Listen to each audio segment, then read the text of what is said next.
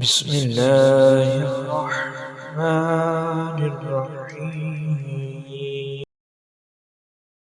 حدیث مبارک۔ رسول اللہ صلی اللہ علیہ وآلہ وسلم نے فرمایا، اسلام کی بنیاد 5 چیزوں پر قائم کی گئی ہے۔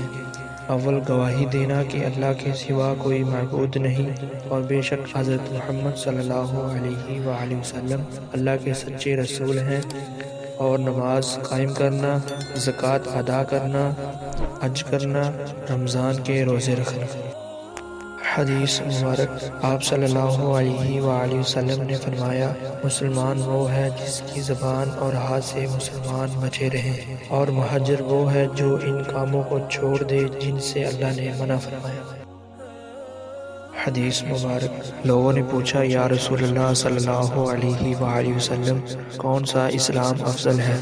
تو نبی کریم صلی اللہ علیہ وآلہ وسلم نے فرمایا، وہ جس کے ماننے والے مسلمانوں کی زبان اور ہاتھ سے سارے مسلمان سلامتی میں رہیں۔ حدیث مبارک۔ ایک دفعہ رسول اللہ صلی اللہ علیہ وآلہ وسلم ایک انصاری شخص کے پاس سے گزرے، اس حال میں کہ وہ اپنے ایک بھائی سے کہہ رہا تھا کہ تم اتنی شرم کیوں کرتے ہو؟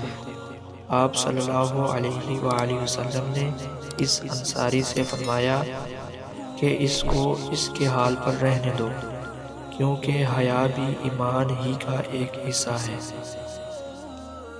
حدیث مبارک۔ آپ صلی اللہ علیہ وآلہ وسلم نے فرمایا کہ ایمان کی 60 سے کچھ اوپر شاخیں ہیں، اور حیا و شرم بھی ایمان کی ایک شاخ ہے۔